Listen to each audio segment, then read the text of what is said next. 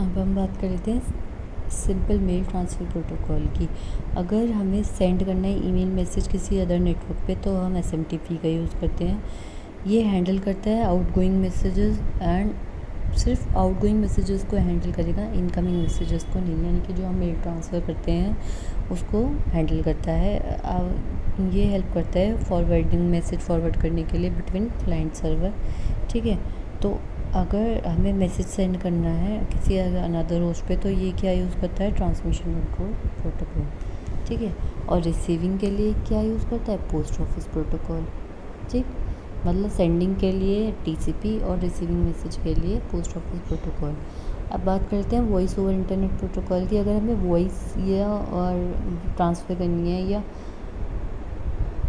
अगर हमें voice call, video conferencing, ये सब चीज़ें अगर हम कर रहे हैं तो उसके लिए ट्रांसफ़र करने के लिए वॉइस को जो है पहले हमें डिजिटाइज्ड कंप्रेस करना पड़ेगा, उसको छोटे छोटे पैकेट्स में क्या करना पड़ेगा, डिवाइड करेगा, और उसको फिर इंटरनेट प्रोटोकॉल क्रॉस नेटवर्क के ऊपर रखकर वो डेटा ट्रांसफ़र हमारा होता है। तो अगर वॉइस हमें सेंड करनी है तो वो इस तरीके से ट्रांसफ़र होती है। ठीक है, वॉइस ओवर इंटरनेट प्रोटोकॉल का मार्केट जो है वो क्यों बढ़ रहा है, क्योंकि उस जो फ़ोन कॉल्स हैं उनकी कॉस्ट लो हो गई है, ऐड ऑन सर्विस प्रोवाइड करा रहा है और डेटा को मर्ज कर रहा है। ठीक है, तो इसके अंदर जो वॉइस ओवर इंटरनेट प्रोटोकॉल के अंदर दो जो प्रोटोकॉल हम यूज़ कर रहे हैं वो है H.323 और सेशन इनिशिएशन प्रोटोकॉल।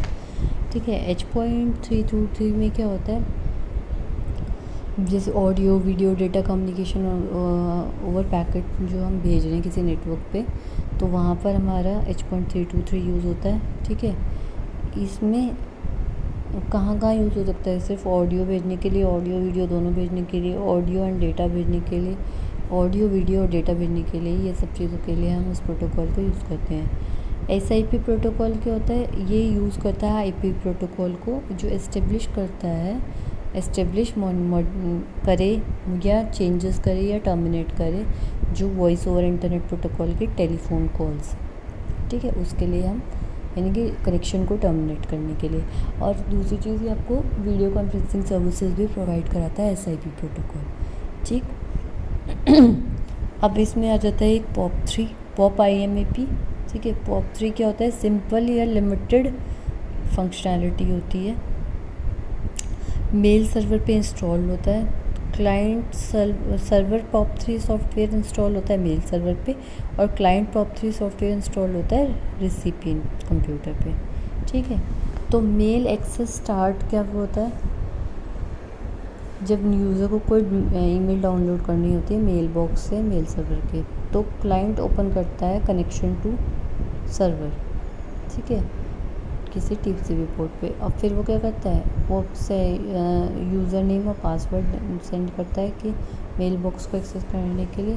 फिर उसके बाद यूज़र प्रोवाइड कराता है लिस्ट या रिट्रीव करता है मेल मैसेजेस 1 by 1। ठीक है, तो POP 3 के अंदर हमारे 3 मोड होते हैं। ये समझ में आया POP 3 क्या होता है, सिंपल और लिमिटेड फंक्शनैलिटी है। इसके अंदर 2 चीज़ें होती हैं, एक सर्वर एक क्लाइंट। सर्वर जो सॉफ्टवेयर इंस्टॉल होता है मेल सर्वर पे और क्लाइंट जो होता है जो हमारा कंप्यूटर होता है उसके ऊपर। तो मेल एक्सेस कैसे स्टार्ट होती है कि जैसे ही हम क्लाइंट जो है यूज़र जो है कोई भी ईमेल डाउनलोड करता है मेल बॉक्स से, ठीक है, तो क्लाइंट एक कनेक्शन ओपन करता है जो सर्वर के साथ एक कनेक्शन मेंटेन होता है TCP पोर्ट पे, और यूज़ क्या करता है या सेंड करता है अपना यूज़र नेम और पासवर्ड, जिससे कि मेल बॉक्स ओपन हो जाता है और फिर हम एक एक करके जो है मेल उठा लेते हैं। ठीक है, तो POP 3 मोड की जो है 2 मोड है इसके अंदर, एक डिलीट मोड एक कीप मोड। डिलीट मोड क्या होता है, जितने भी मेल्स हैं वो डिलीट हो जाएंगे मेल बॉक्स से रिट्रीवल के बाद, और कीप मोड में क्या होता है, रिट्रीवल के बाद भी वो मेल हमें अपने सिस्टम में रखनी है। ये ईमेल आपने देखते हो यूज़ करते हो, ये सब चीज़ें आपको समझ में आ रही होंगी किस तरीके से काम कर रहा है। अब बात कर लेते हैं IMAP 4 की। ये सबसे मोर पावरफुल और सबसे कॉम्प्लेक्स है।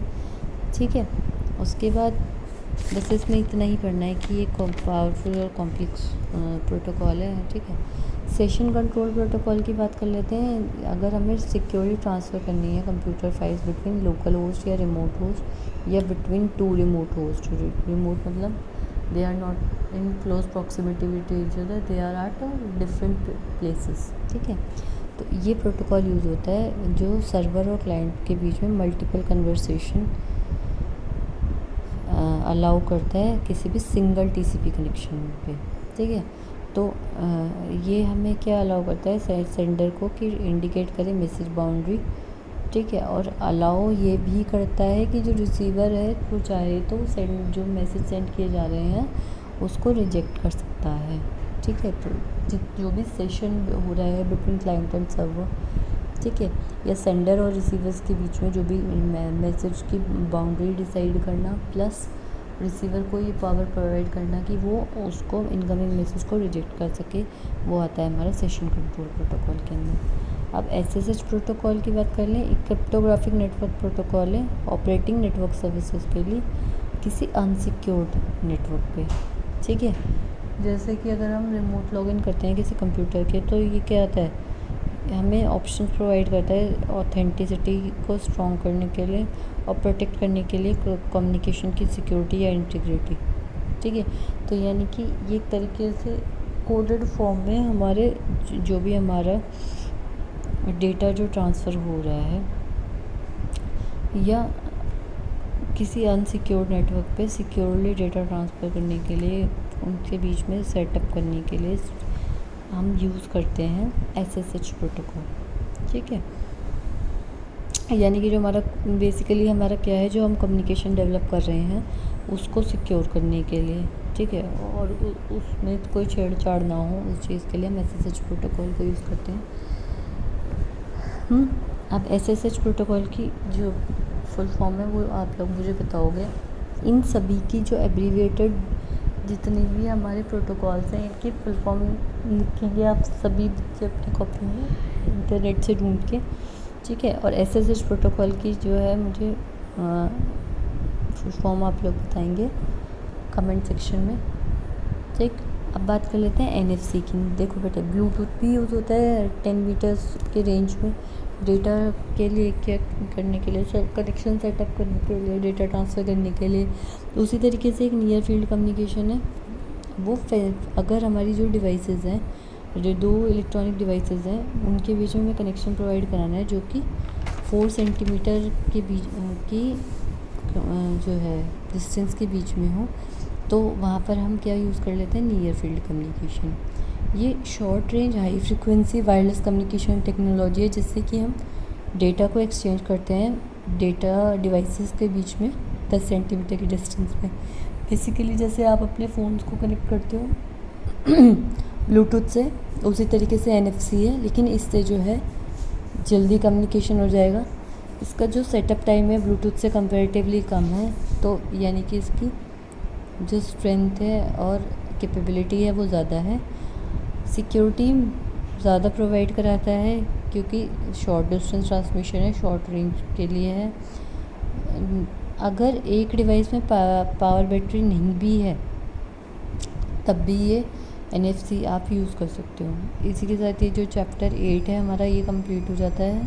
सभी बच्चे अपना काम कंप्लीट कर लें और इस पूरे चैप्टर 8 की मुझे PDF बनाकर विद क्वेश्चन आंसर्स सभी बच्चे सेंड करेंगे। हैव अ गुड डे बेटा।